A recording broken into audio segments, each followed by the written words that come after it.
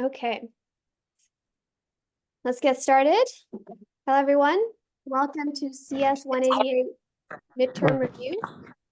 If you're on Zoom, if you could mute yourself if you're not asking a question, that'd be good.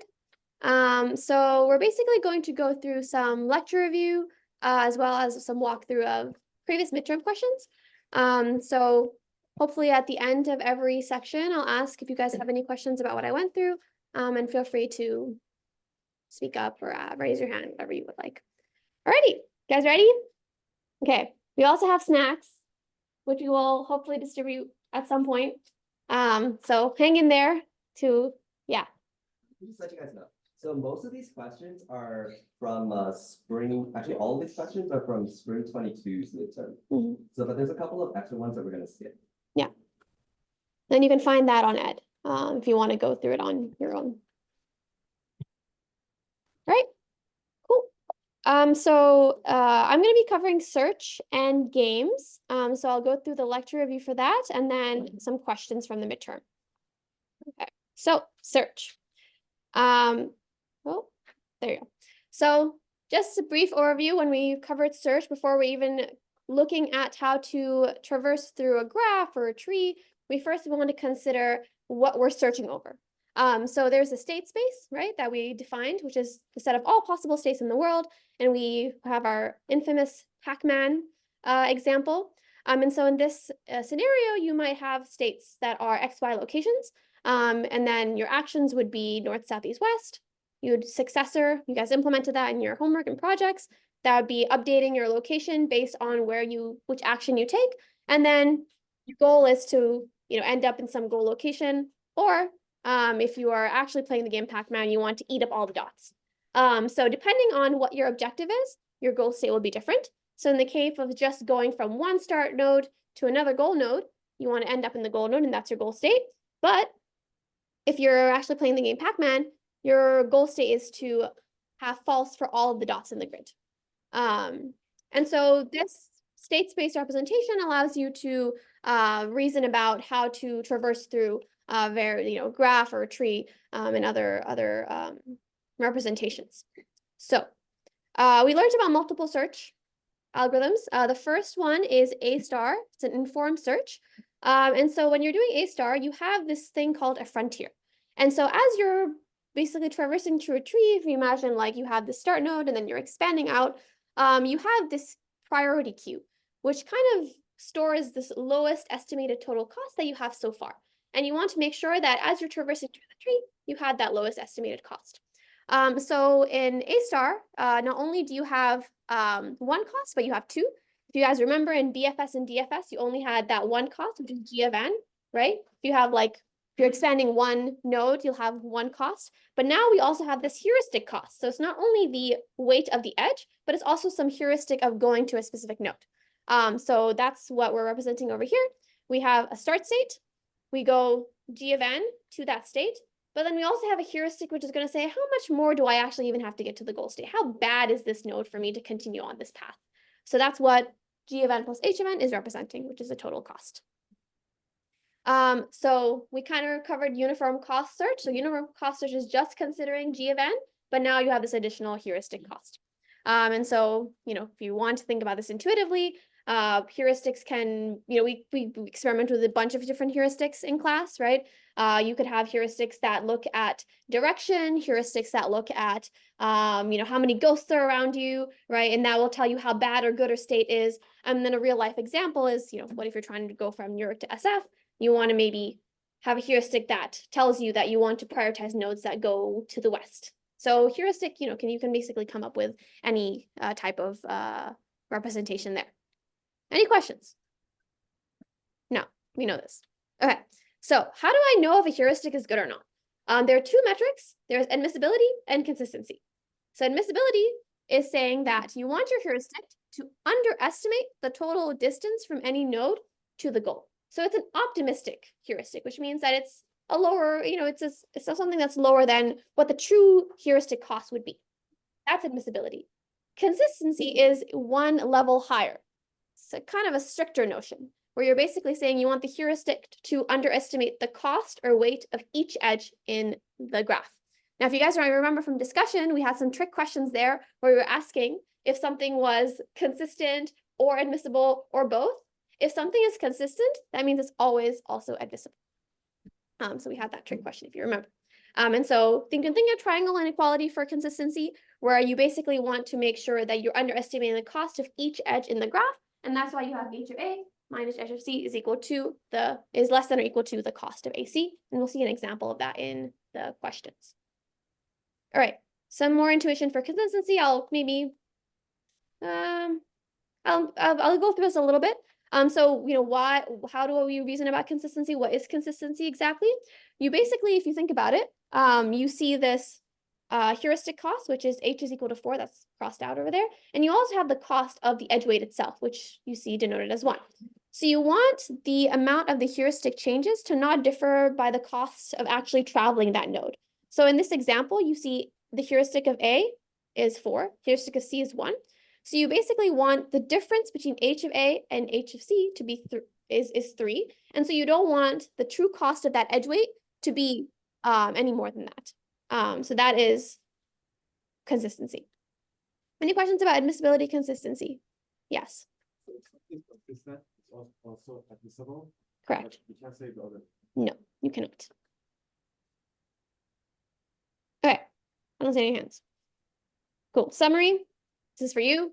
We covered what a heuristic is. You can choose many different heuristics. You can evaluate what they are by admissibility, consistency. And then we covered multiple search. We covered BFS, DFS, uniform cost search, and A*, which is the ultimate one that basically considers not only the cost of the edge weights, but also a heuristic. So that's what G of n plus H of n denotes. That is search. Okay. Games. Should we do the search question and then go on to games? Let's do that. Okay. It's not less confusing. So we're going to switch gears. So pull out your worksheet to the first question. Or I guess first 2 questions.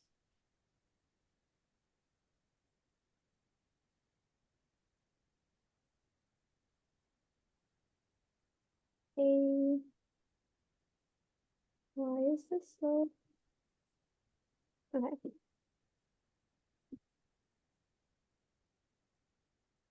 Can you guys see my screen? Really? Yeah? Okay. So I'll give you guys a little description of this problem, and then I'll let you solve part A, and then we'll come back to it. So another ants question. So we have this maze, which is m by n, and we have defined basically different things that I talked about: state, actions, start state, and the goal, right? And so we defined that for Pac-Man. We're now defining it for this ant question. So we have this m by n rectangle, which is the maze. The legal actions that we can take are forward, turn left, and turn right. And the goal is for the ant to basically reach this exit goal location. And it's in this spider maze. And so I've basically also defined this transition model, which basically says that when an ant moves forward, it's moving 1 square in the direction that it's facing. And 2 actions are when it is denoted by it turning. And so the action cost is 1, but then when you turn, it's 2 turning actions. So for this question, similar to what we did in discussion, we're going to ask you some questions about the minimum state space and different things about the cost. So why don't you guys take a couple minutes to do this question, and then we can go through what we have. Let's say like 4 minutes, 3 minutes, something like this. When you're done, just look up so I know you're done.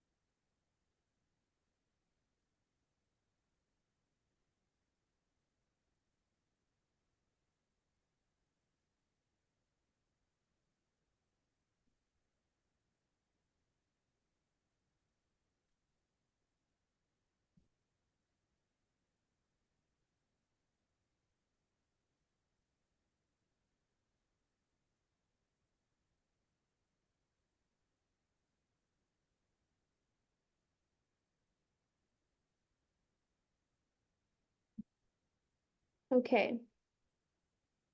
You're done, just look up, so I know you're done. Okay, it seems like quite a few people are done. Hopefully you'll probably get more time to obviously do this on the exam. Let's go through what we have. So the minimum state space size, S for this task. So we know that, basically what we're asking is what are all the possible states that this ant can be in? So this ant is, there's an m by n grid, right? So it could be in any one of the grid locations, right? So we already know that it's m times n, right? Now we have to incorporate the direction. So the ant could be in any possible 4 directions. So 4 times m times n. So it's the number of facing directions times the state space, which is 4mn. Now, any questions about that? Okay. Now suppose that there are k ants. So we had 1 ant before, now we have k of them, and all of them need to reach a distinct goal location. And they can occupy the same square, right, in this m by n grid. And so now we're asking, what is the minimum state space for this expressed as S from the previous answer and K, which is the number of ants? So considering that each ant should be its own goal location at the end, and the ant can be in any location, we know that the goal location for the state space for singular ant is S. So if you have K ants with their own goal, right? So let's say that there is 1 ant is S. Now if we add another ant, number of states is going to multiply S all the way to S to the power. Okay, so I'm going to have S times SMS since until there are K of these. So it's S to the power K. Right, because there's no constraint here.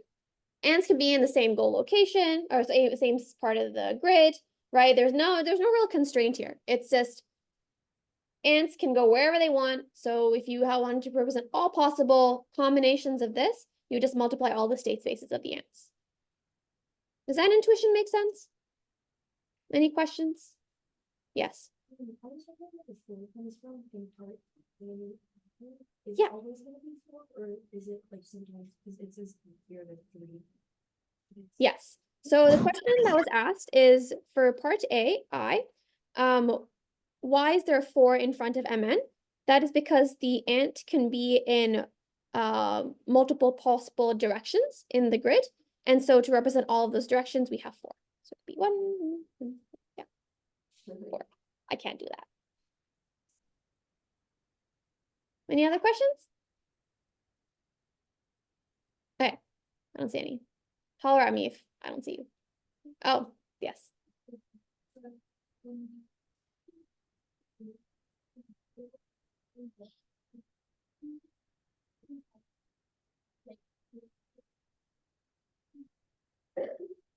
Yeah, so I'm assuming, so the question is saying that the legal actions that you have are only 3, right? So are you asking why is the direction still 4? So that's because these are the actions that the ant can take, right? So the ant can go forward, it can turn left, it can turn right, but you can keep turning to face all directions. So in the state configuration, you can still be, like the ant can still be in all possible directions. Yeah. Any others? Okay. So now suppose that, the ant can be in, it has its own goal location as before, but now we're adding a change, right? We're saying no 2 ants can occupy the same square if they are facing the same direction. So what is the minimum size of the state space here? So we're going to make the modification that if, let's say we start up with 1 ant, if the first ant has a state space of S, now we're going to add another ant. That ant can't be in the same location as the first ant. So we're going to remove that state configuration. So next ant can only be in S-1 locations. We're going to add another ant. That ant can't be in the locations of the other 2 ants. So S-2. And we're going to continue on that path till we have all K ants. And that gives us the numerator. But now we want to divide by k factorial, as it doesn't, like, the ants are not differentiable. They're interchangeable. I don't care. It's not like ant number 1 is special and then ant number 2. So what would be the minimum size of the state space? It would be S choose K.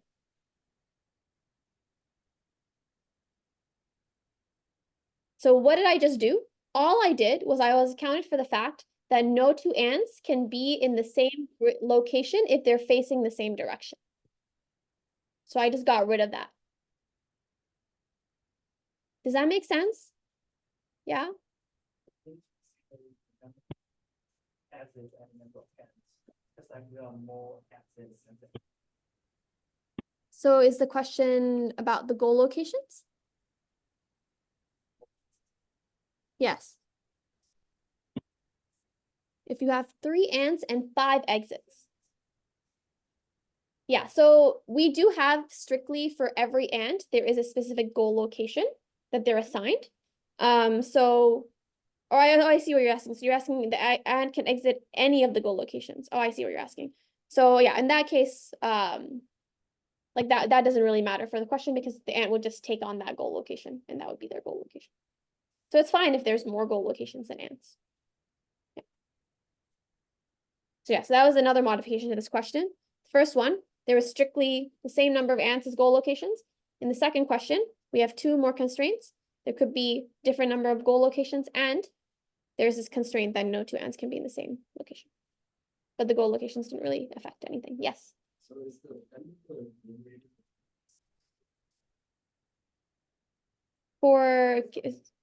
For the yeah.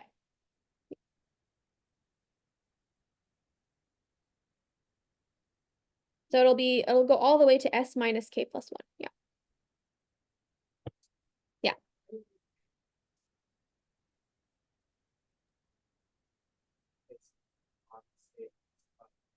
they can't stay in the same store only when they're not facing the same direction.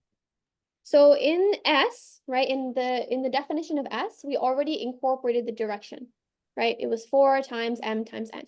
So if the first ant has S possible states, when you're adding the second ant, it could only not be in one of the like only one state representation because that state's already taken over by ant number 1 or 0 if you want to index as 0. And so that's why you -1. And then the next one will be -2 because it can't take the other 2 configurations. Does that make sense?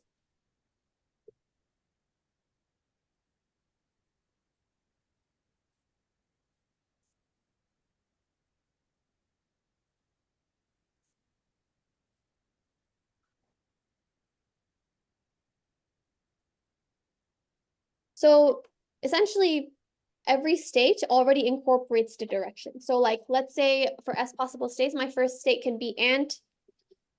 Well, I'm sorry for people here, but the question is asking why is it S -1 at every step? So my first configuration can basically be ant like this. And then the second configuration will be ant like this. So it is -1. Like it could be 4 of these for every possible location. Then you'll have another one. And then another one. So it'll be 4 for each. So you're only reducing by 1 that you can possibly take. Hopefully that made sense for people online. You guys, you can see it. Yeah. Okay. Let's keep going. Any other questions? Probably have to go a little faster, I think. Okay. So now suppose that for question 4, yes, I know my Roman numerals. Each ant must reach its own exit, and no 2 ants can occupy the same square if they're facing the same direction. So again, as before. Now we've defined this cost, H, which is the summation of all the costs across all ants to reach their goal. And so what we're asking is H admissible for the K ant problem? So we're going to go through, and first let's remind ourselves, what is admissibility?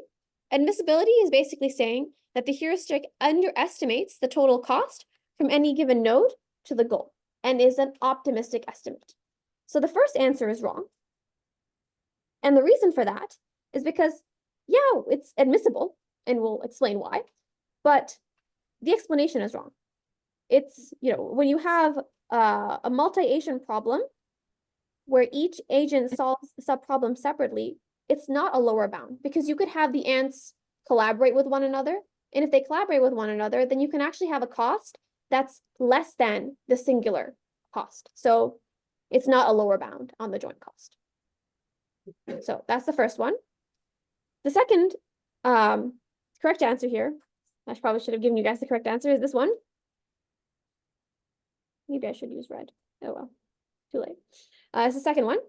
And so the second one is correct. And that's because, actually, let me go through the other ones, why they're incorrect, and then tell you why it's correct. So let's see. Actually, sorry, let me go through. I'm like playing this by ear. So it's both of these, right? So let me tell you why the second is correct. So the second is correct because what does it mean for have a relaxed version of the k-ant problem? Relaxed version means that you have the only ant in the maze. So if you had the only ant in the maze, then you don't have to care about the direction of the other ants. But if you have k other ants, then you have to care about, okay, like if they're the same direction as me, then they, we can't have that configuration. So H is the exact cost for that relaxed version of the problem. And so that's why number 2 is correct.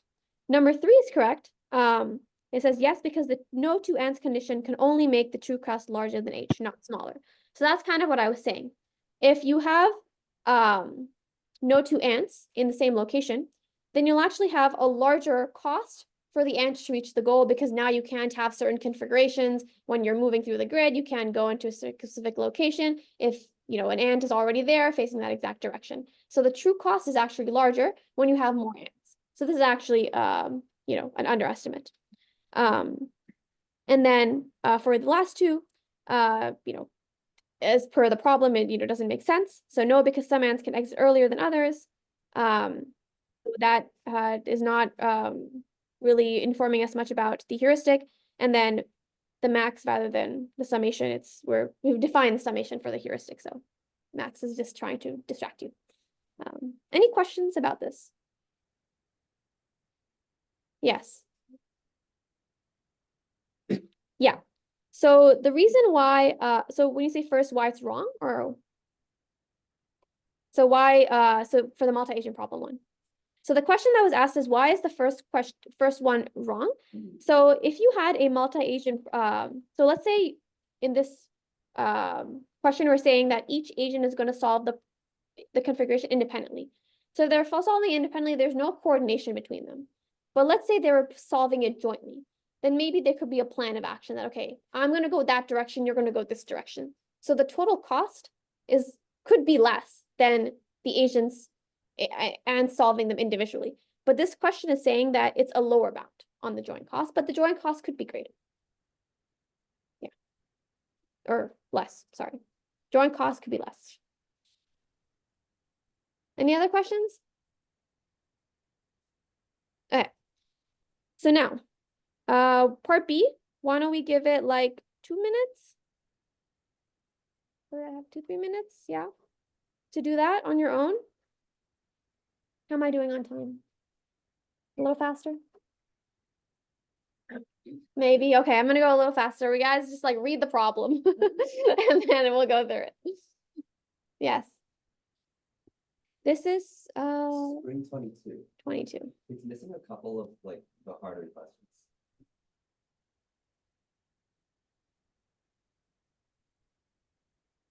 Okay, we might not have actually time to do this, so I'm just gonna go through it because I think we should probably spend more time on the other stuff. So this question is saying we're actually adding a constraint and saying the ant is now alone, so we're not considering more than one ant, but now we have a constraint where the ant needs to get to the goal location in less than t time steps. And so we're going to ask a bunch of questions about what happens when you add this constraint for the ant. So the first one is basically saying that we're going to solve this problem of getting to the goal location in less than t steps by defining a problem P and then a search algorithm to get to the goal location A. AP returns the solution S, and L is the length of the number of actions to get this solution. But now, if you have this time limit, we're just making a modification that the new algorithm that you have in order to, for the time limit is A prime, PT, where PT is problem with the added time limit. So now we're asking, is the problem when you are considering the time and not considering the time the same? So let me parse this for you. It says S is equal to AP. If L is less than T, then return S, otherwise return failure. Because if you find the goal location in more than T time steps, you've not found a solution.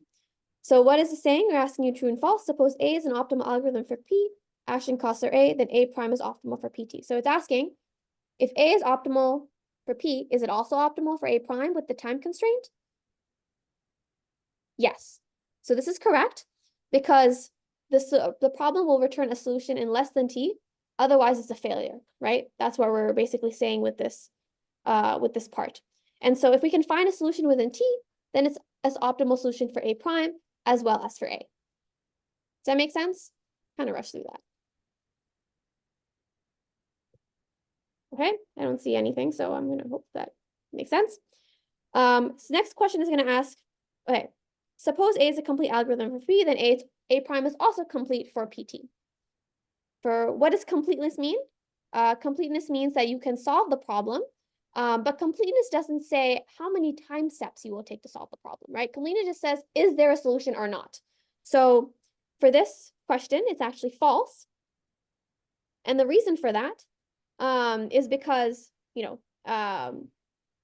if we don't solve the problem with the number of time steps allowed, we will fail. So if it's complete for A, you can use how many ever time steps you want, but for A prime, it has to be less than T. So it's false. The last one, suppose A is an optimal algorithm for P and action costs may be any non-negative number, then it's also optimal for A prime. For this one, it is false. And the reason for this is because you're basically saying that action costs can be a non-negative real number. But you can consider a case where you have low cost actions. So like you're taking really small actions, but those actions are too many and you have a really long horizon. So you're going way above T. So if we're in A prime and the horizon is too long, you're going to return failure.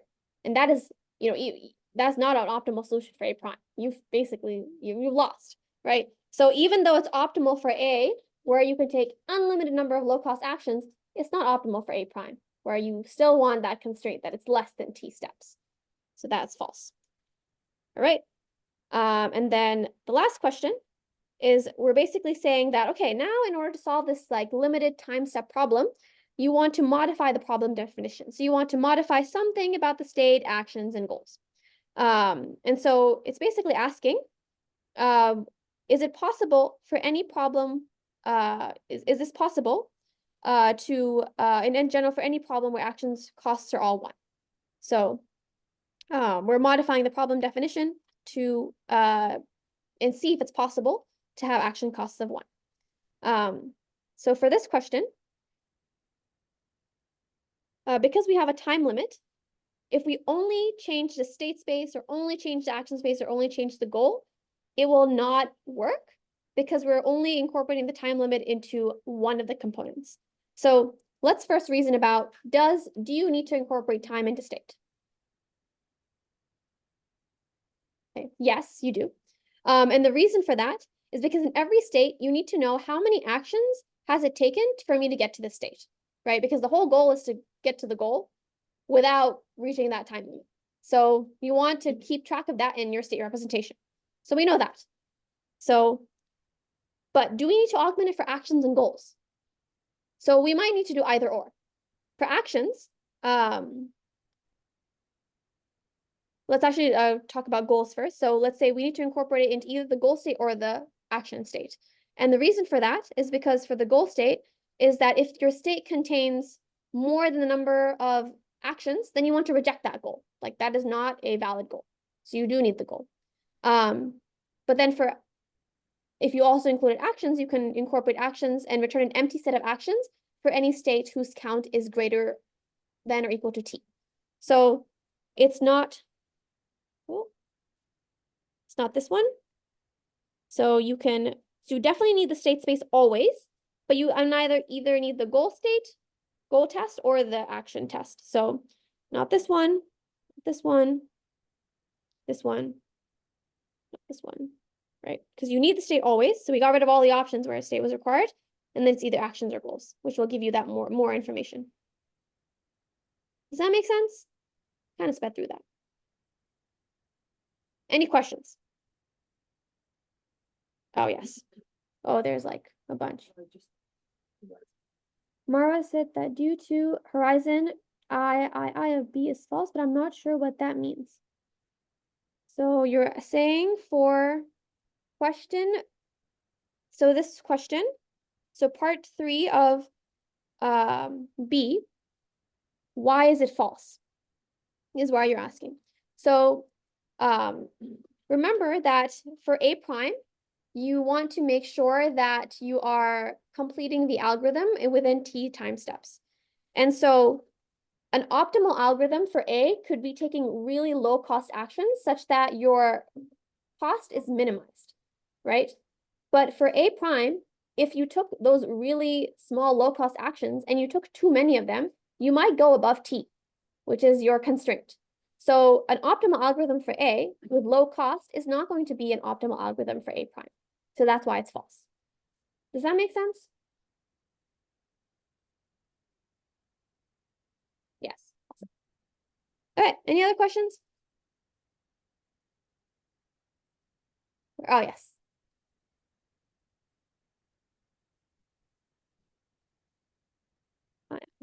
So let's remind ourselves of, so the question is, why is I false? So what is completeness? Completeness is saying, is there a given solution or not? Right? It's not talking about optimality, it's not talking about anything else. So it's false because completeness does not say anything about how many time steps it takes to solve the problem.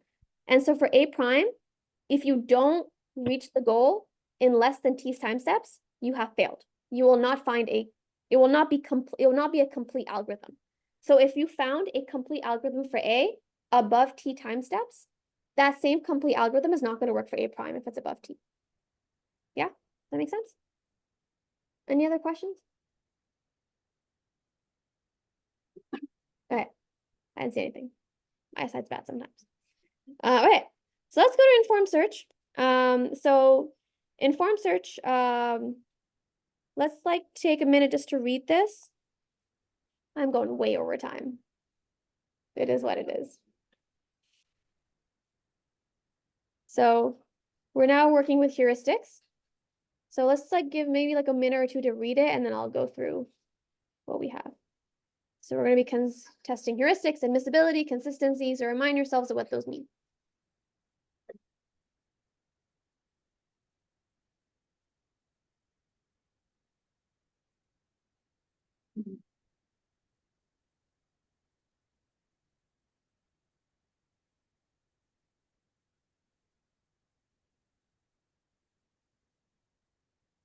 Hopefully everyone's read it. So we have this graph, right? And we have heuristics that are defined and also costs. And so we're going to be asking a bunch of questions about this. They've told us the optimal path is from S to B to D to G. And so they're asking, what is the range for the heuristic of HB to be admissible? So admissibility is basically saying that the heuristic must underestimate the total cost, the total distance from any given node to the goal, and is an optimistic estimate. So the cost should definitely be, by the definition of admissibility, greater than 0 to be useful of some sort. And since by the definition of admissibility, it should be less than the total cost, we need to calculate what that upper bound is. So that upper bound is h of b plus 1, right? Because if we're going from S to B, it has to be less than 6. So h of b needs to be at most 5.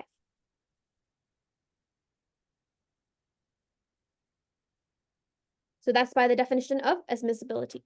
In order to be admissible, it needs to have the underestimate the total distance.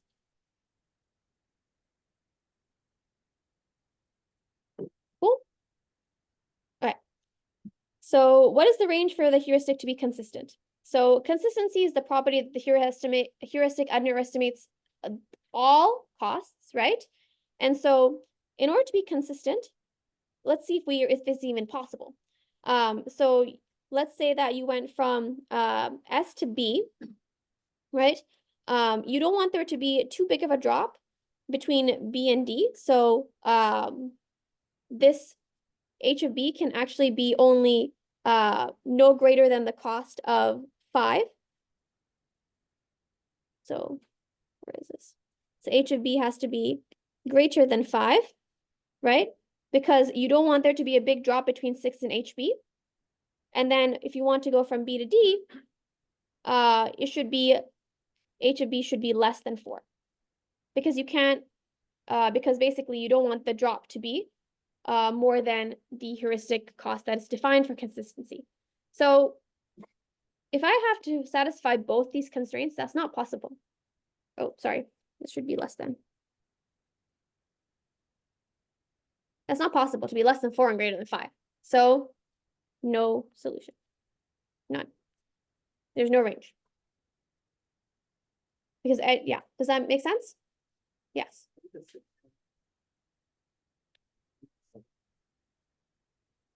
Oh, sorry. Oh, sorry. Well, you're asking for part I? Yeah. So for part I, you're basically saying that you want to underestimate the total cost. So that would be H of B plus 1 is less than 6 because 6 is the cost that it goes from S to B.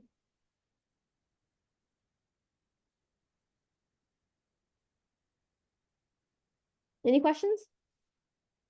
Okay. So regardless of whether the heuristic is consistent, what range of heuristic values for B would allow A star tree search to return the optimal path? So as long as HB does not take us through 2 other paths, SADG or SACG, we're good, right? Because that's not part of the optimal path. However, since BD could overestimate the cost, we need to make sure that we expand B before we expand D. So the maximum cost, so we're going to first start off with the maximum cost of going through D. So if you're going through the maximum cost of going through D, it would be F of D, which is 2 plus 3 plus 2, which is the cost plus the heuristic, which is 7. And FB needs to be less than that, right? So that's for D. Now for F of B, that would be 1 plus H of B needs to be less than 7. So H of B is equal to 6 as the upper bound. So essentially, you don't want H of B to be any greater than or equal, so it has to be less than or equal to 6. And for A star, we know it could be, the lower bound could be negative infinity. Does that make sense? So we basically were making sure that A star, when A star is expanding the graph, we're making sure that it takes us through the path S, B, D, G. And we don't want it to take us through SADG or SACG. And so we want to make sure that because BD is overestimating the cost, right? It's not a consistent heuristic. We want to make sure that we're always expanding B before D, and that's why H of B always needs to be less than or equal to 6. Does that make sense? Any questions? Okay. And so now the next part is asking us, suppose that the graph is undirected now. So right now we had directed edges going through the path. What will be the bound? So will the bound change or not? So the solution will actually be the same as before. And the reason for that is because, the heuristic in A star, right, you can still expand a node again, right? So you basically are going to, even if you say expand D before B, you'll actually find that B would have led you to a lower estimate cost. So the heuristic value may cause the algorithm to basically expand out nodes B and D, but then it'll return the same paths when that backward cost if you have an undirected edge, will be greater than the larger heuristic cost of h of b.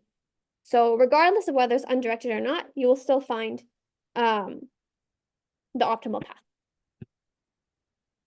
through this bound. Does that make sense? Let me look at chat. Sorry.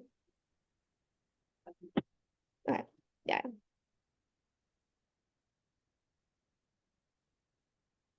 Okay, I'm assuming that makes sense and that we're not like completely confused. Okay, so I'm going to quickly switch to games. And this is going to be very quick. I'm not going to go through too much of lecture. So in games, we basically covered Minimax. And a Minimax is a zero-sum game where you have a max agent and a min agent, and they're both playing optimally. And maximizers are going to maximize utility, minimizers are going to minimize. And so in this Pac-Man game, right, you have the top nodes are going to take the min. And then the very top node is going to take the max. So you can look through this example in your own time, but hopefully we know how to take how to solve this game with the minimum of those two nodes, get -8, minimum -10, and then you take the max, which is -8. So for Pac-Man controlled nodes, right, you want to take the max, and for Ghost, you want to take the min. And so we have the mathematical representation on the top. So now, we know how Minimax works. And so we have this key observation that the value in the maximizer is never going to decrease. And so we have this concept called alpha beta pruning, which basically says, if I know that the value at the top, I'll show this example, right? Let's give an example. What is alpha beta pruning? Let's say I did min and I got 3. Now, if I know that when I take the max over there, it's going to be at most 3, right? So if I found a 2 here, I know I'm never going to consider. Oh, I don't know why I'm moving. I can just use my cursor. Thank you. Sorry. Oh, I'm not sharing. Oh, my bad. Technical difficulties, guys. Sorry. Well, quickly, I'll show you guys the slides. So I just said, covering games, we know how Minimax works, max, min nodes, and we alternate taking those actions, right? So that's what I had shown. I'm so sorry. Yeah, so min, max, we're here. And now I had gone through alpha beta pruning. And so I'm going through why alpha beta pruning works. So essentially, let's say you took the min here, and you know that that node will be at most 3. There has to be 3 or greater. So at most 3 or greater, right? Now I found a 2 in my search. And so essentially when I found a 2 in my search, that essentially says that I'm never going to take that node into consideration because I already found a node that's 3. So I can just prune or cancel out the rest of the nodes, and I don't even have to search through it. So that's pruning. Similarly for the other one. So that's Minimax, alpha beta pruning. What is Expectimax? Before you're doing min-max, now you have these chance nodes. And so you're basically taking the expected value at these circular nodes. And so for example, you take the expected value means you take the average. So take the average of all those 3 nodes, take the average of all those 3 nodes on the bottom, average of all those 3 nodes, and then you take the max. And just remember the triangle is max, bottom triangle is min, circular is chance. And you have the pseudocode that you guys can go through in the slides. Any questions? I like sped through that. Okay. I'm going to stop sharing here to remember to share my screen now. So we're going to go through the games question. And feel free to ask questions on the chat. I can also answer them here, but Joy is helping out and answering questions. So thank you. Okay. So now we're going to do Minimax and alpha beta pruning for the first question. So hopefully we know how this works. So before we actually do Minimax, we're going to ask, what are the total number of leaf nodes in this game tree? So if you remember, in this question, we're saying that the maximizer acts first and chooses from n possible. Oh, is it too zoomed in? There you go. There, cool. And then full screen, yeah. So we know that the maximizer is going to act first, is going to choose from n possible actions. The minimizer is going to choose m possible actions. So what are the total number that are possible? That is mn to the power k, because they're basically alternating, right? And they're k rounds of this. There's k rounds of the maximizer going, minimizer going, maximizer going, minimizer going, until they go through the whole set of actions. That's mn to the power k. So that's total number. Now we're going to actually do the minimax. So remember that the bottom triangles are mins. So if we go through all of these, the minimum here is 3. Go through all of these, minimum here is 2. Go through all of these, minimum here is 1. Max is 3. So what's the minimax value of the root? The root node is this, and that's 3. Now, we did minimax. Cool. Now, can we prune anything by alpha beta pruning? So alpha beta pruning basically tells us that we first start off with this tree over here. This can be 3. This is going to be 3. Now we're going to go to this one. We found 8. 8 is greater than 3. So we're going to keep going because this could be 8 and it could be selected. Now we're going to go to 2. 2 is less than 3. So this is going to be automatically so far assigned 2. So we're always going to select 3, so we can actually prune this and get rid of these because this node is going to be less than or equal to 2. So cool. So that we covered that one. So we're not going to prune A, B, C, or D because you need to first figure out the first tree. You're not going to prune E or F, but you're going to prune G and H. Now for the other ones, let's go through. 4 is greater than 3, so we're going to keep going. 9 is greater than 3, we're going to keep going. 1. This node is going to be 1, and that is less than 3. So I don't need to go through the rest. I'm going to prune. And that means we prune out. Any questions about alpha beta pruning? Yes. Third minimum.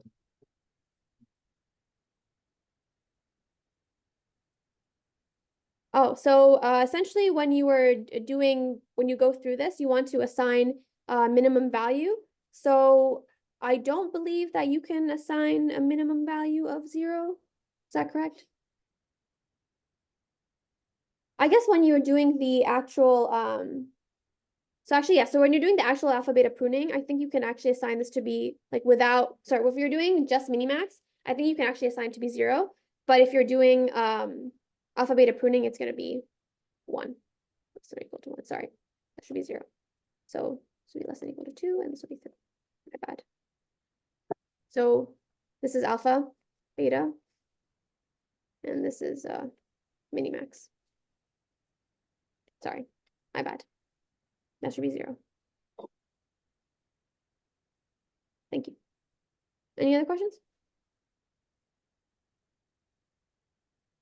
Okay. So now we're going to go through when k is equal to 1. So that means that, and that's, as below, as is said, in the best case, which nodes can be pruned in the tree below? So we're assuming we have not assigned any values to this tree, right? And so we're saying how many values can I prune? So over here, I always need to calculate go through all the nodes in this first tree because I still need to determine like what this node value is going to be.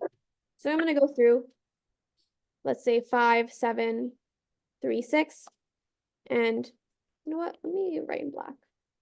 Keep it consistent. This is 5, 7, 3, 6. We're just giving some values. 3. So I have to do these, right? Now, what is the best case? The best case is me not having to actually prune most of the rest of these, right? So if I found E, a value for E, that was less than or equal to 3, then I actually don't have to, I can just prune the rest of this because this min has already been defined. And it's actually this because it's less than 3, it's never going to be selected by this max node. I always want this max node to select 3. Yeah.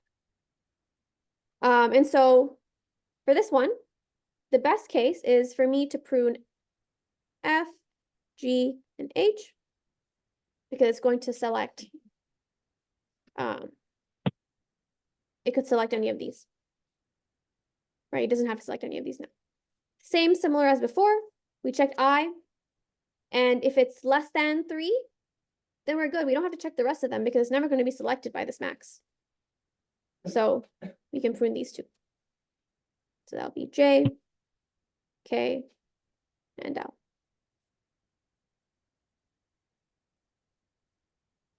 So that's the best case, right? If I want to prune them in numbers. So now we've gone through an example of that.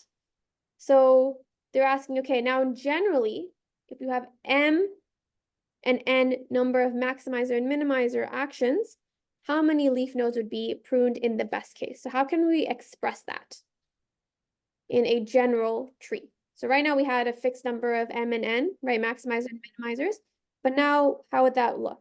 So if we have N maximizers, for each maximizer in alpha beta pruning, we only need to check one node, except the first one, right? For the first one, we have to check all of them. But for the other ones, we only have to check one node in the tree. So we can prune M minus 1 nodes.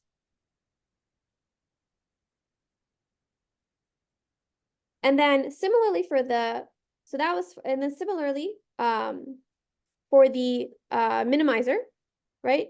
You can prune N minus 1 nodes. So essentially, we only need to check the first tree, and then the rest we can prune. So that's what we're mathematically representing here. N minus 1, N minus 1, actually, probably more accurate to say N minus 1. Put this first, but yeah. All right. So now we have a larger, any questions? So we've done Minimax and alpha beta pruning, and now we're going to move on to chance nodes. So with chance nodes, actually, before we do chance nodes, there's one more question. So it's asking when you have a larger graph, so k is equal to 2, so we have more height, n is equal to 2 and m is equal to 2, which can we prune? So we're going to apply a similar analysis, right? Where we're asking if we can prune A, B, C, and D. We only have to check the first, right? We only have to check this first tree. So we can prune these. And then if we continue on, we can also prune this one. Let me use, you can't really see. Okay, let me use red. So I can prune this because I only need to check the first couple, right, to get this value. I can prune this one because, again, I only need to check to get this value. I only need to check this tree. So I can prune that one too. And then for C I can also prune. Why?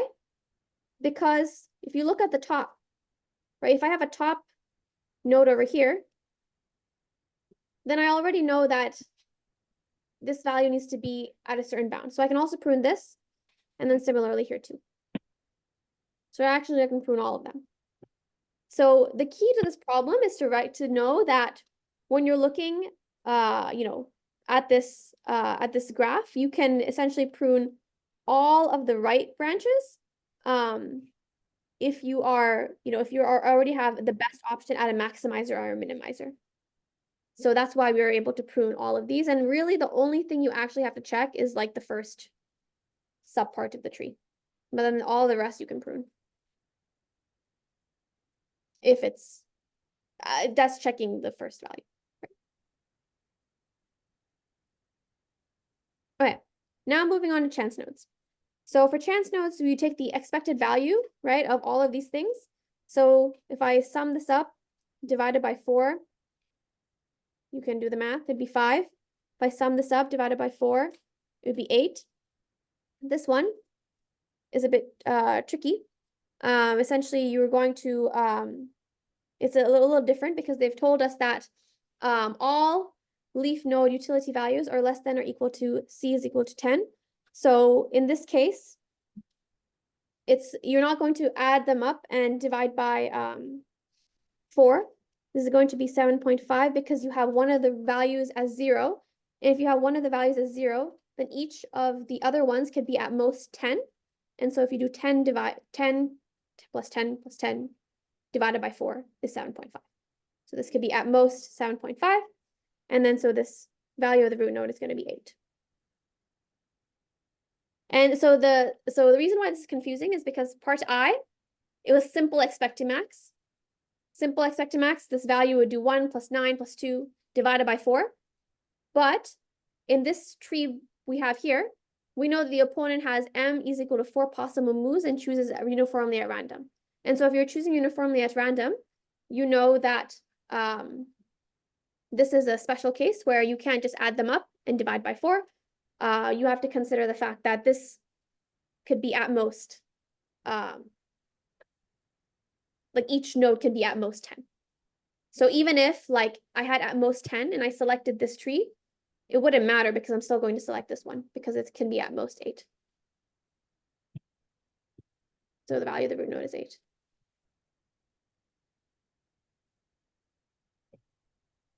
Any questions? Yes. Yeah. So essentially what I was doing here is the reason why this is confusing is because you would have done Expectimax, and Expectimax would have basically done the expectation of the first part, which is 5, expectation of the second part is 8, expectation of the third part is 9, which is 12 divided by 4, which is 3, right? You would have an equal weighting for all of the different nodes. But we're doing a modification on this problem when we're saying that the opponent always has m equals 4 possible moves and can choose any one of them at random.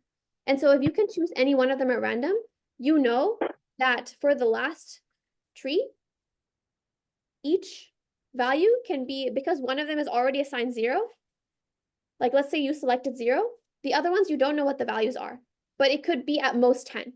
So even if like you calculated this chance node can be only be less than or equal to 7.5, because for the rest of the values, it could be 10 plus 0 plus 10 plus 10 divided by 4, which is 7.5. So this will become more clear with pruning. But essentially it's asking what is the value of the root node? It would still be 8. So even if like, let's say you did, for this question, you did 1 plus 9 plus 2 and you divided it by 4, 10, 3, it would still be, the value of the root node would still be 8. But this becomes more relevant when you're pruning. Or is it 7.75? Sorry, I can't do math. So just like all the other nodes, like in the same tree. Because you have a weight of 0. So why don't I go through pruning and maybe that might make things more clear. So in this case, what value could be pruned? So let's say I'm going to do the first one. I'm just going to, continue. I found 5, right? So I did the average of all of them and I found 5. For the second one, I'm not going to be able to prune anything because essentially each of these, like this is at most 10, and then each of these could possibly be, like if I go to the next value, it could still be greater than 5 when I do the summation, because let's say I add 10 plus 6, the other two could be, like they could be 10. So if I added them up, and if I divided it by 4, this value could be greater than 5. So I can't prune, I have to keep going. But for this one is special. Why? Because if I found 1 over here, right, these other two can be at most 10. So if I said, like, I found this one, and I said, okay, all of these are going to be 10. So do 1 plus 10 plus, that's why 7.5, plus 10 plus 10. If I divided it by 4, it would be 7.75, which is less than 8. So that's why I can prune all of these, because even if they were 10, like 10 or like the most value, I'm still never going to select that node. So that's why this last one is special. But the other ones, or if I had like 10, it could still be 10 plus 10, 10 plus 10 plus 10, 40 divided by 4 is 10. So it would be selected by this top node, potentially. that make sense? Yeah. Question. Not the Expectimax, no. It's just in the pruning case. Sorry, I think I might have jumped the gun there. For pruning, it would be 7.75, but for the actual Expectimax value, it would be 1 plus 0 plus 9 plus 2 divided by 4, which is equal to something.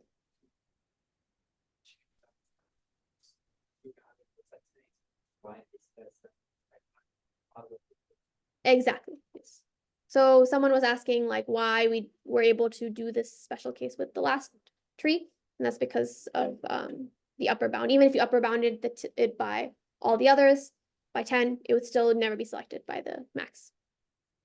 Okay, so I'm going to do part C, and then I'm going to leave the last one because it's just filling out the algorithm. For this one, we're going to now generalize this idea. Yes. Sorry? Which ones can be pruned?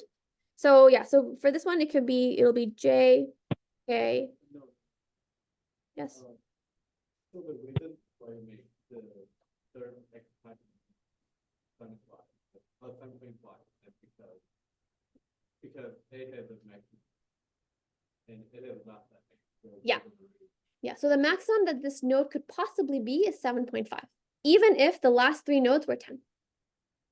So Expectimax would not return 7.5, it would return 1 plus, let me actually do this, 10 was 12 divided by 3, right? That's regular Expectimax. But if I did Expectimax by pruning, this node would be less than or equal to 7.5. Because it could be at most 7.5, even if in order to figure out if I can prune the rest of the nodes. Yeah, but how do we know it must be less than or equal? So the question is, why do we know that it's less than or equal to 7.5? Let me clear this up because it's like a whole mess. I feel like sometimes when you have clutter, you can't think. So let's assume that we're going to start off with 5, right? And then this is 8. So now we're coming here. We found 1. We have this, like, we're going to be adding things to our values. So we have 1, 2, 3 divided by 4. All right. So there's 3 possible values that I still have to add. What we're saying is, even if these values were the maximum value that they could be, and I divided it by 4, this would be 7.75, which is still less than 8. 8 will be selected here.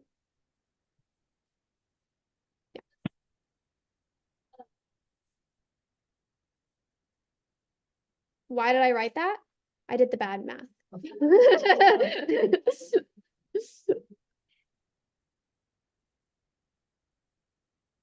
I did wrong math.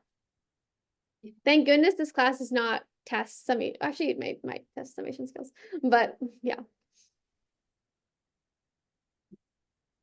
Okay, so now we're basically going to do the next part, and we're basically going to try to quantify the algebra for what we just did.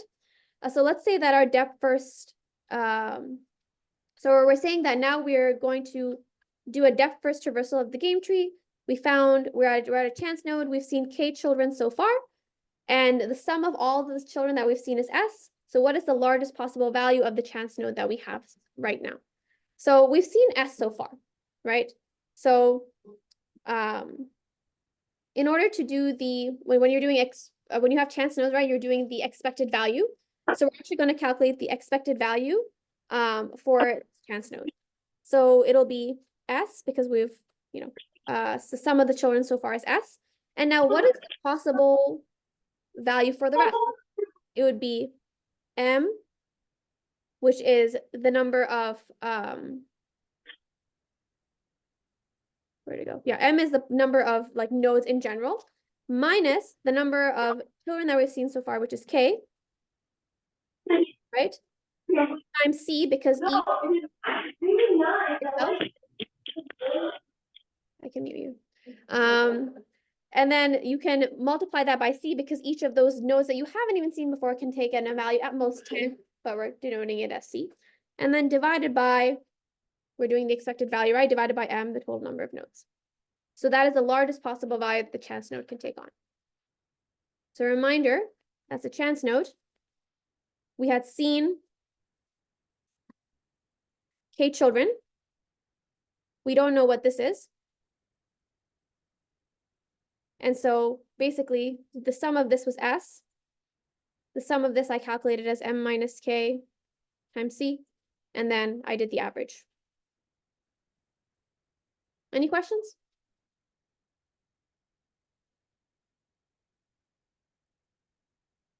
Okay, so the last question is optional. You guys can fill that out.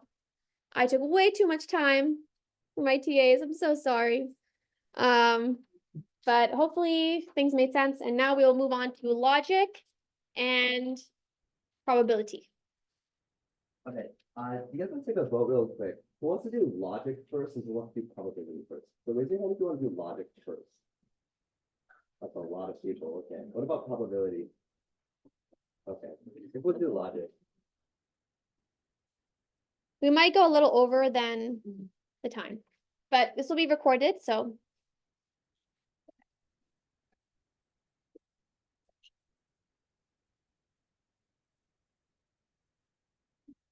Is it showed on Zoom? Yeah, I know. Cool. Yeah.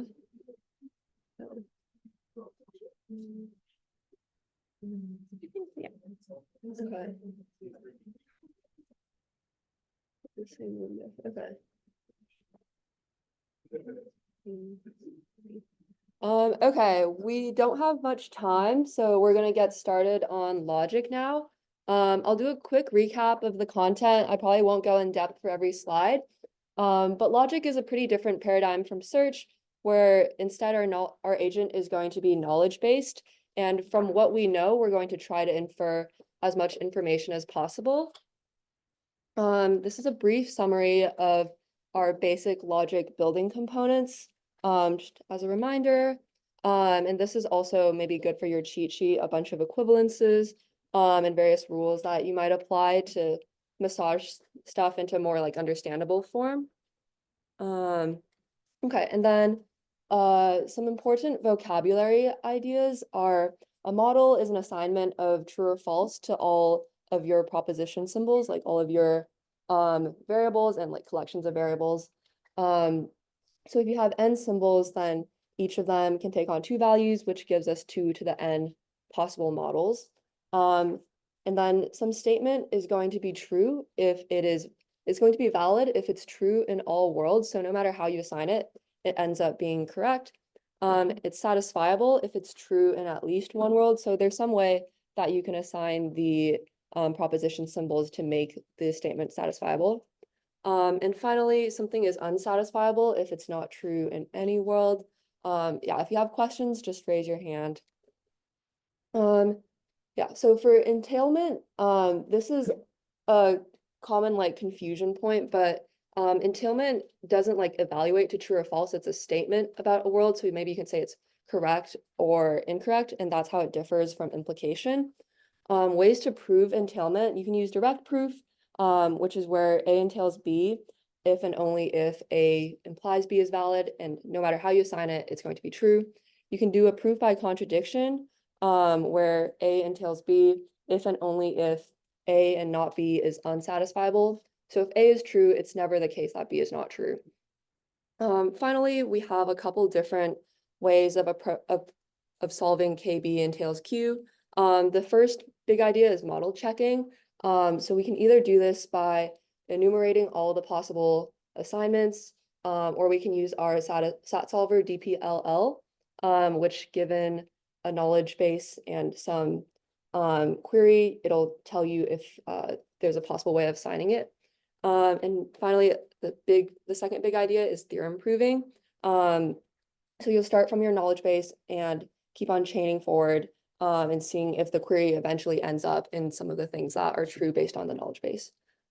Here's an example of enumeration, probably familiar. And then a little precursor to DPLL is CNF, and these are the steps to get something in CNF. It's basically an and of ors that makes things a little more standardized and easier to process. some notable things about DPLL. It's a recursive algorithm with a couple like smart tricks applied. So you can see here, if a symbol only shows up in one form, then you can assign it without risking that you won't find a possible assignment that satisfies the query. And then you just assign it to that value in your recursive call. You can also do that if a symbol in a clause if a clause is only going to be true given one assignment, then you can go ahead and assign that variable. And finally, if there's no like special tricks that you apply, then you're going to take the two possible ways of assigning the symbol P and seeing if either of them evaluates to true and returns a assignment. Any questions? Okay. Won't go into this in depth, but forward chaining is where you kind of keep track of a count to how close you are to proving that some conclusion is true. And then when the count goes down to 0, you know everything in the premise is satisfied.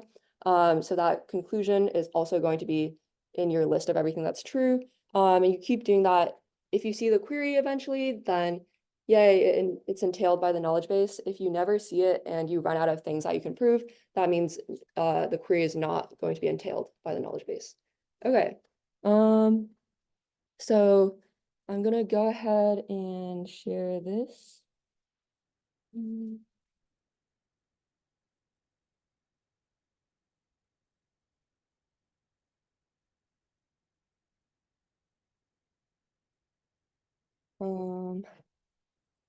Okay, there it is. So for this first question, logical trades, we have a couple different, these are, you can think of them as our literals.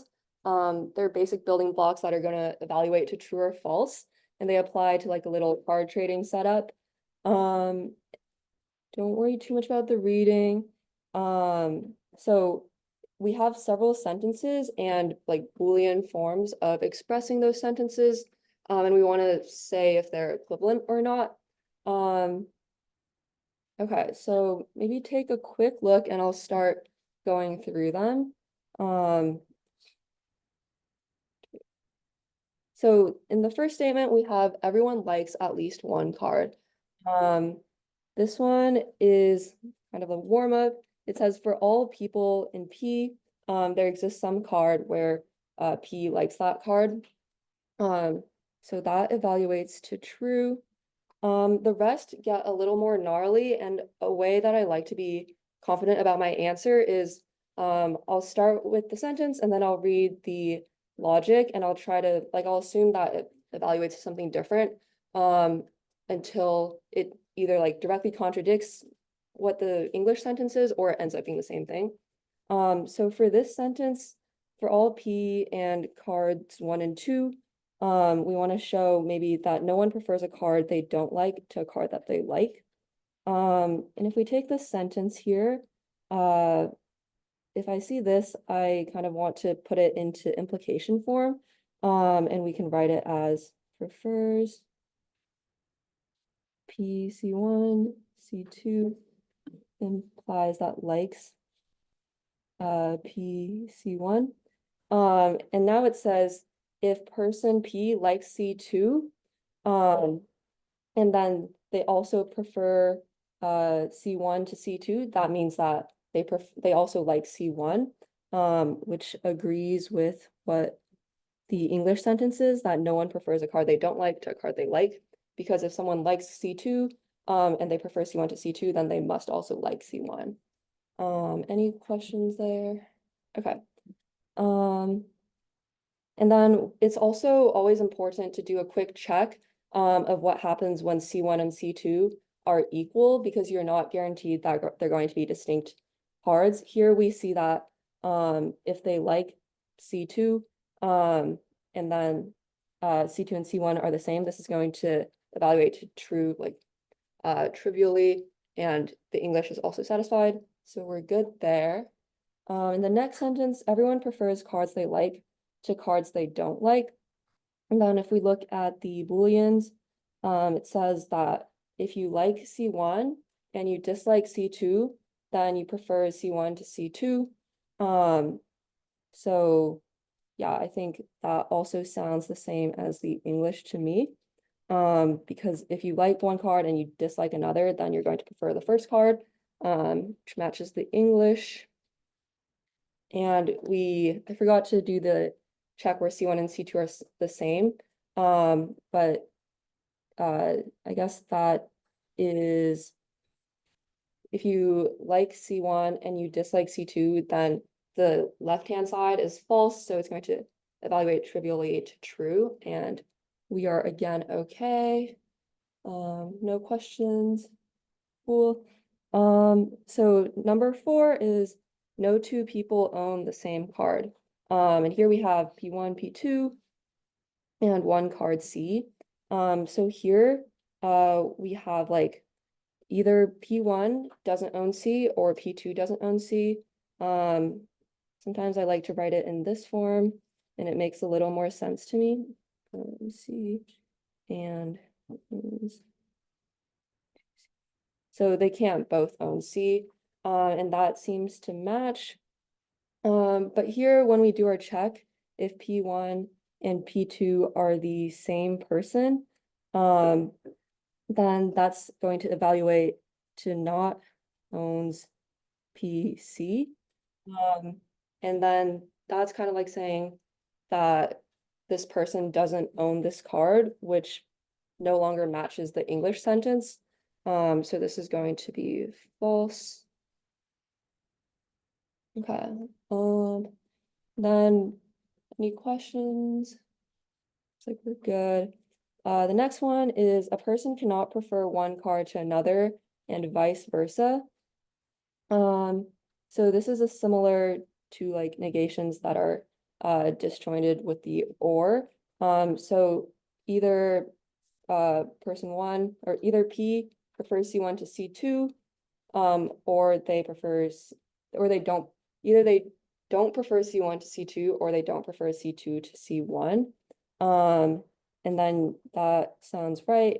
You can also do the check where C1 and C2 are the same, where it ends up being the same person doesn't prefer the same card over the same card. And that sounds good because you can't prefer the same thing over the same thing. So this is equivalent. We're moving pretty fast, but like definitely ask questions. That's why you're here.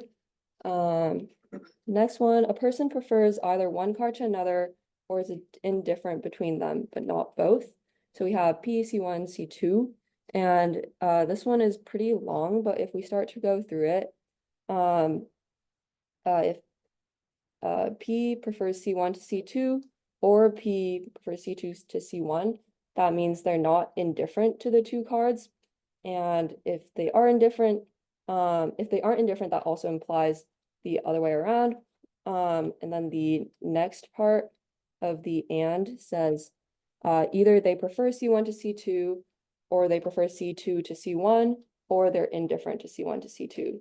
So this is kind of like in your project where one of these has to be true, but also the first part is stating that there's some restrictions on which ones can be true at the same time. And then, yeah, you can do the check if C1 and C2 are the same, then the prefers is going to evaluate to false, like we said earlier. And then they are going to be indifferent because they're the same, which makes sense. And then the second part will also evaluate to true because they're indifferent between the same two cards. And that matches the English. So this is what we end up with for subpart A. Oh, sorry, I didn't realize that. Okay, here we go.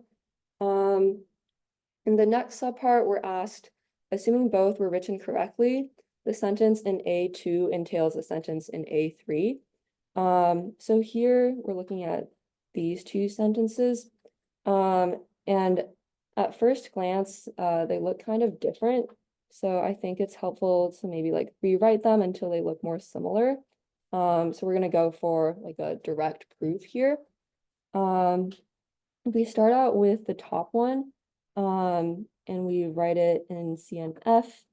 then we can get not likes PC2 or the whole second thing. PC1 or not prefers PC1, C2. And then from there, we can kind of rewrite it by bunching these two together. So we can negate the front and then write it as an implication. And that will give us something very similar to number 3.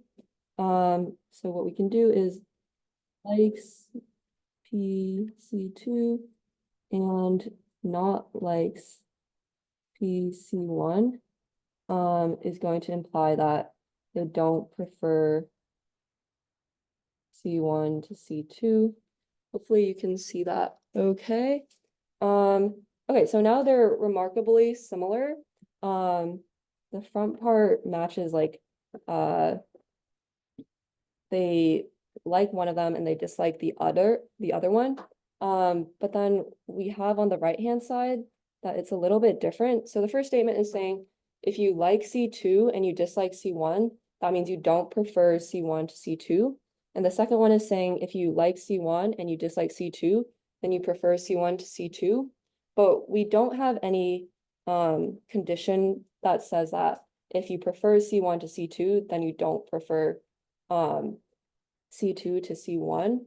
So that means that missing that condition, they don't entail each other. And the slight difference is going to make that false. Any questions? Yeah. So what is the answer For number 4, this one? Oh, shoot. yeah. Yeah, so no two people own the same card. It is okay in the case where P1 and P2 are different people. But if P1 and P2 end up being the same person, then it just simplifies to for all PC, that P does not own C. So then no one owns C, and that becomes an issue. So that's why it evaluates to false. But what is it? Like if you want to write it. Oh, okay. Yeah, good question. So you can say, yeah, exactly. P1 not equal to P2. Implies that not owns P1C or not owns P2C. Yeah, good question. Thank you. Question?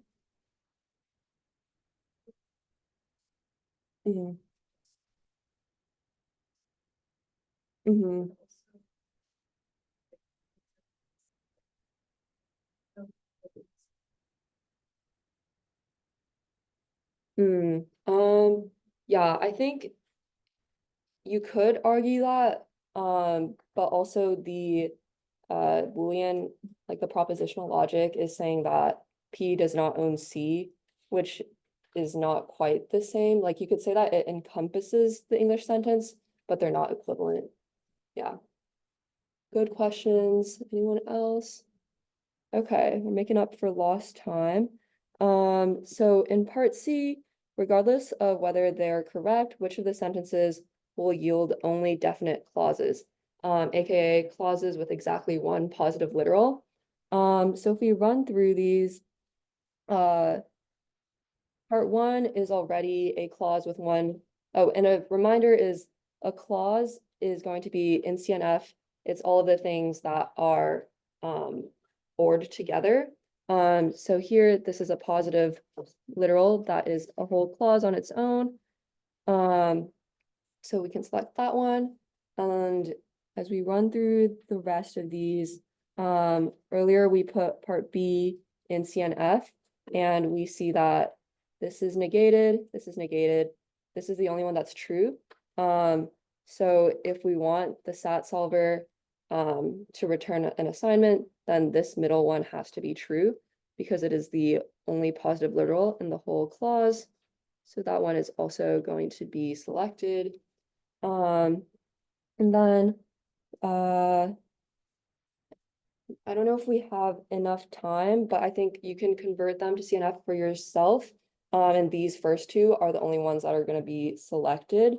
Some of the rest that you can eyeball are these two are both negative, these two are both negative. And the complicated ones, I don't want to take up too much time converting. So I think we will move on to part D, which is we have this idea of tradability, which is true if and only if P would trade C1 to P2 in return for C2. And then it gives a more precise English statement here that the other person has to own that card as well. So if we start out with the ownership, we can say that P1 owns C1 and P2 owns C2. So that establishes which ones they own. And then next we want to talk about preference. So we want P1 to prefer C2, which is the card that P2 has over their own card. And finally, that P2 prefers C1 to C2.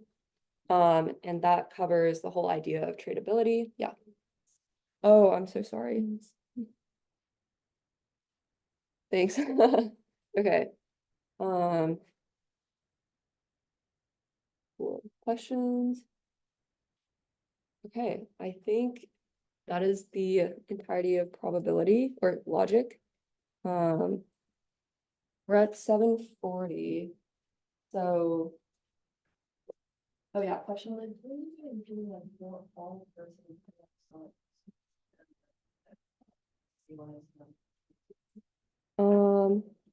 Let's see. So yeah, I think there's this idea of this is interchangeable with tradable. P1, C1, P2, C2, for all P1, P2, C1, C2. Yeah, good question. This would be like the exact whole statement. Oh no, okay. Yeah. I don't know, maybe we can rotate this or something. No, you're good. Don't worry about it. So give me cookies. Should we?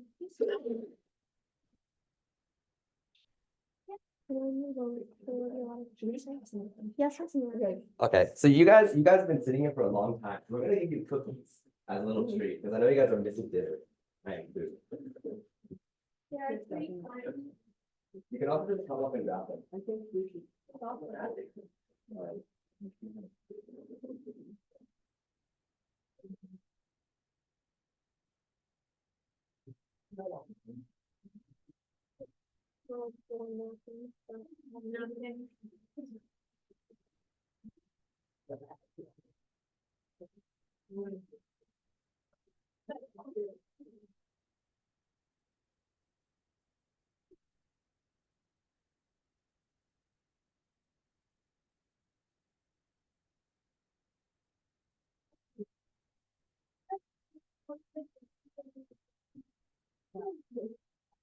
If you see the dreams,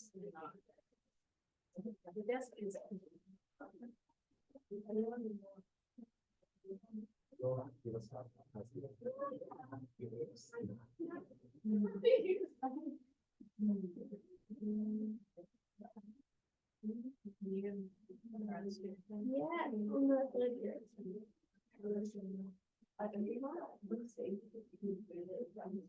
Can I take a picture of you guys so that I can request a larger room next time? Do I have your consent? Yeah. You guys can be cute if you want. With thumbs down. Okay. Sorry, Zoom. Y'all are not part of that picture.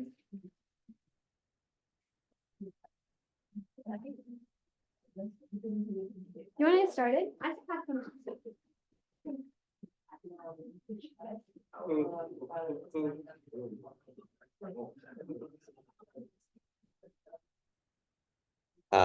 Joy, can you help me out with I don't know how to switch the slides.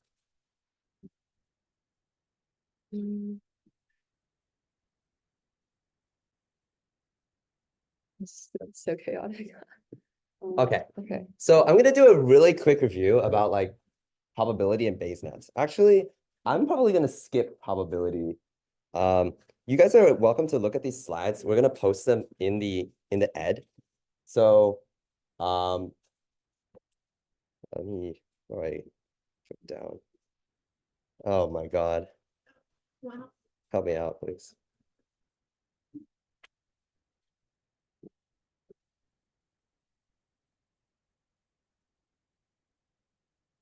Good. There you go. Okay. Okay. So about Bayes nets. So give me some thumbs. Like, how do you guys feel about Bayes nets? Thumbs up, thumbs in the middle, thumbs down. Like, I have no idea. Okay. So, all right. So Bayes nets, the idea you can think of is basically we have a bunch of variables and a bunch of lines connecting them that represent like conditional dependencies. So like one variable might depend on like other variables. So like it might depend on its parents and it might influence the values of its children. And these are all random variables. So I'm not going to go too hard into this, but for example, you can have an example here, like there might be a variable like alarm, and alarm could be a random variable that's more likely to happen when there's a burglary, which is a different random variable. Okay. So one like thing that's really cool in Bayes nets is like nodes are like conditionally independent of other nodes when you like consider like a certain set of other nodes. So you can have here like nodes are conditionally independent of all their ancestors as long as you're given their parents. You can also have nodes are conditionally independent of basically everybody else given their Markov blankets. So a node is basically like insulated from the rest of the world, like independence-wise, as long as you give the parents of the node, the children of the node, and the children's other parents.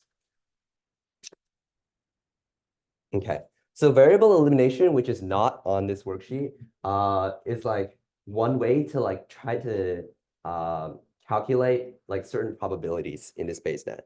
So say you wanted to get like the probability of like some variable given some other variables. You could use variable elimination to basically get rid of the variables that you don't want when you're like trying to multiply together a bunch of probabilities. I'm not going to go too heavily over into this. The other like method that we could use is inference by enumeration. So inference by enumeration is basically like, okay, I'm going to make a giant table of like every single possible like setting of all the variables.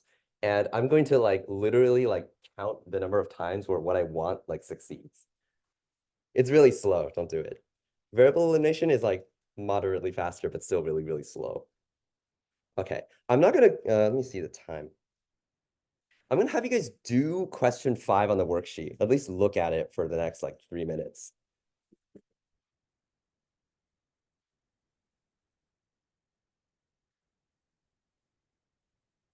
Can you guys let me share the question?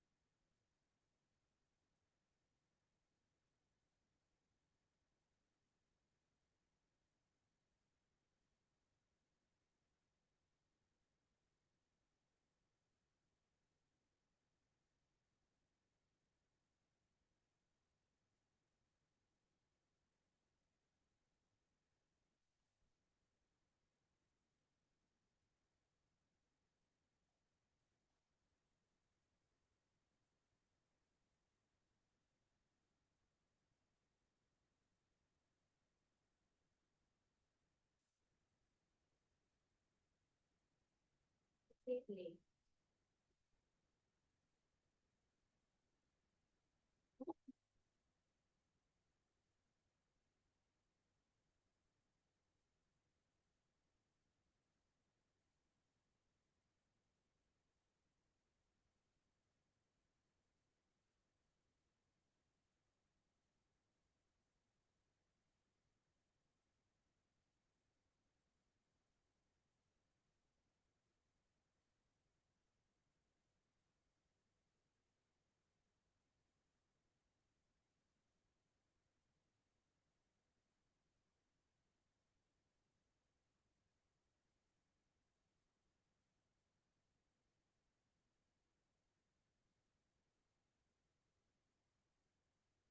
Do you have a question? We just asked a question.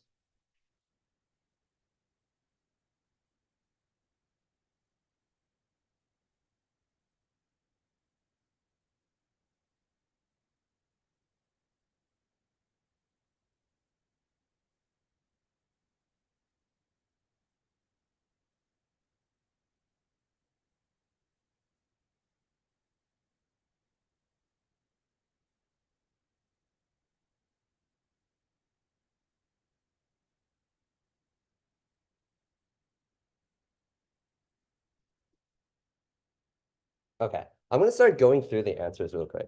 So I don't know how much you guys were able to get through, but hopefully you guys were able to like read the problem, so I don't have to go explain like the setup. Okay, so the first one is like select all the conditional independences that are like asserted by this network structure. So we have this like BaseNet setup over here. So we see here that basically D is conditionally independent of A given B and C. So you see that like A and D are basically like split by B and C. If you know B and C, then the value of A no longer like influences the value of D. You can also say that B is conditionally independent of C given A. So normally like you couldn't say that like B and C are just independent, but if you know the value of A, which is the parent of both of them, then they're like no longer like linked. So you can say they're conditionally independent given A. The next question is asking, here's like a BaseNet for like 3 variables. It's asks, and it says Jocelyn claims that this can represent like all possible distributions of these variables. And Jocelyn's actually correct. Not because it's acyclic, but basically because like this like has like every single dependence relationship between these 3 nodes. Notice that also like if you flip the direction of any of the like arrows, it doesn't actually like change the like the structure. It kind of just like flips it around. One thing to note is that even if I draw an arrow, that doesn't 100% mean that the 2 variables are not independent. They could actually be independent, and I just drew the arrow like for nothing. Like the conditional dependence like table could actually just have independent probabilities. It could be okay. Okay, so it says, Jason says that adding an edge to a BaseNet will always like strictly increase the number of distributions it can represent. So again, like I just said, like even if I add an edge, it doesn't necessarily mean that I'm 100% like sure that I'm getting rid of independence. But what it does mean is that if I add this edge, I'm able to represent like a dependent relationship. So, so basically adding an edge always strictly increases the number of distributions that this BaseNet can represent. Let me make sure this is right. Okay, so one more is that it says Angela claims that every BaseNet with the same number of edges has the same number of independences. So this is like, I thought about this for a while, but she's actually wrong. And you can come up with like a simple counterexample like this. You can have a BaseNet with literally 1 variable, and you can have a BaseNet with 2 variables that are not connected. This is a valid BaseNet. Imagine like flipping a coin twice. Like the coin flips are independent. So, but the number of edges is like the same if you have like 1 or 2 variables. But the conditional independence, like there's more like independences. So Angela is unfortunately wrong. Okay. The last one here is given that this distribution, P, so of A, B, C, and D, can be represented by both of these two Bayes nets, it says, what do we know about P? Like, what are we allowed to say? So, okay, I'm going to go through all of these. So notice that in the second Bayes net 2, you can see that A is in fact conditionally independent of D when you're given C. Because basically C like splits A and D apart. So if you know the value of C, like A and D don't actually affect each other. The next one says A and B cannot be independent. Like I said previously, just because there's an arrow doesn't necessarily mean that they're like not independent. So the second one is not actually true. The other ones, like, yes, the distribution actually does have all the conditional independences that hold in either of these two Bayes nets. So because I can represent this distribution with either of these Bayes nets, anything that's true in like one of them has to be true of the distribution. Okay, so are there any questions about question 5 or like Bayes net setup stuff?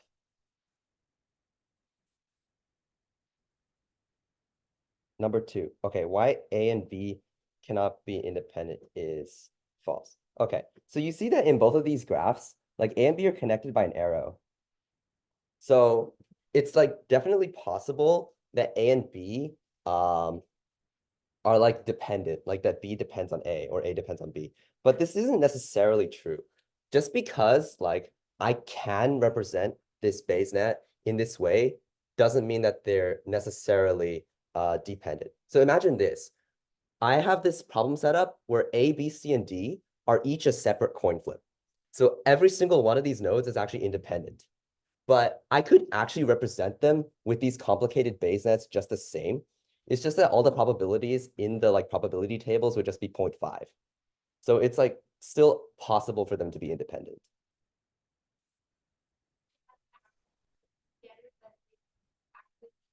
Yeah, it's possible.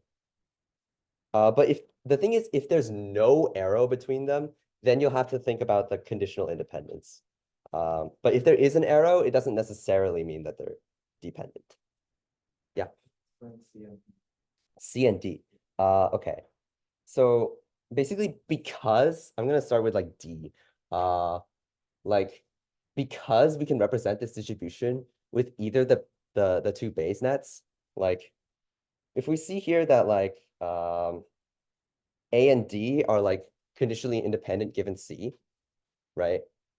If that was not true, we would not be able to represent using Bayes net 2. So like anything that's like true in either of these Bayes nets like has to be true of the big distribution. Otherwise, we wouldn't be able to represent them this way. Okay. Any other questions? Cool. Let me check the time. We're very short time. I want you guys to look at number 6 real quick. Okay. I think it's okay to go a little bit over. I can't believe I don't see anything. Okay. Yeah. So I want you guys to read the setup of 6 so I don't have to explain it.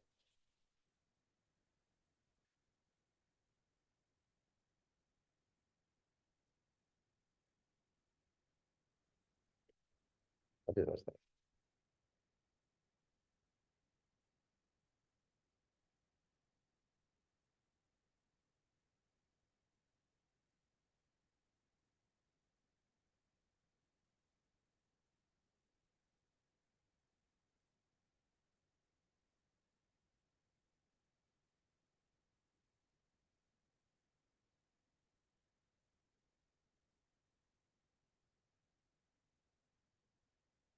Specifically look at 6A, 6A1 especially.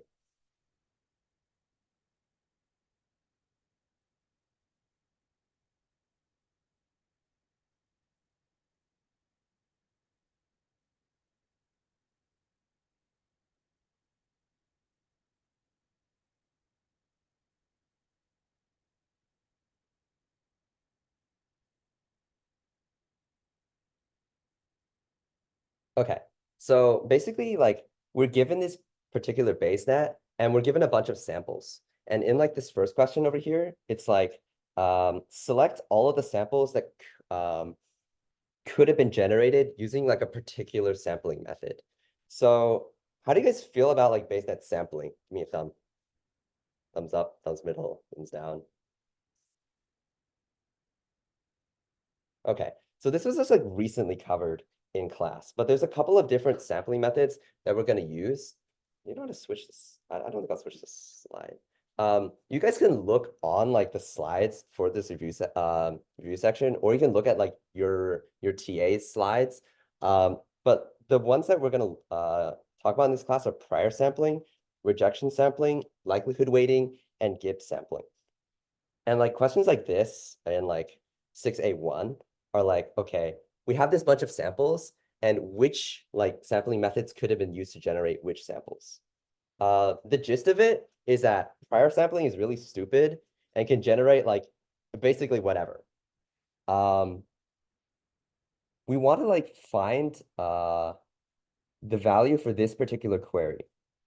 So in this query, we want the probability that C is some value, given that R is some value and W is some value. So rejection, like all the other sampling methods, except for prior sampling, won't generate a sample if they realize that the evidence is like wrong. So if R or W are like not true, the other sampling methods won't do it.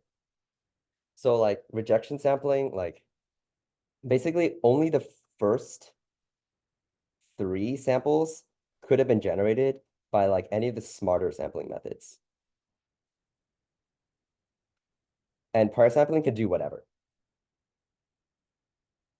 Gibbs sampling is a little bit more complicated. I won't go over the algorithm like entirely, but the thing to remember for Gibbs sampling is it also like fixes the evidence in place. So Gibbs sampling won't generate like a bad sample, but Gibbs sampling changes one variable at a time when it generates the samples. So if you see here between samples 2 and 3, 2 of the variables change, meaning that Gibbs sampling could have only generated the first 2. Okay. I'm gonna skip the next one. And then let's see.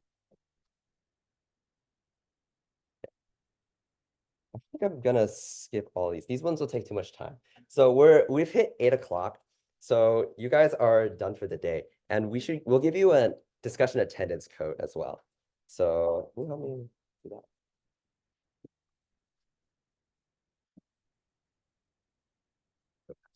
Size. What's the password? Oh yeah. Do you want to think of a password? Leave a password. Okay, so the password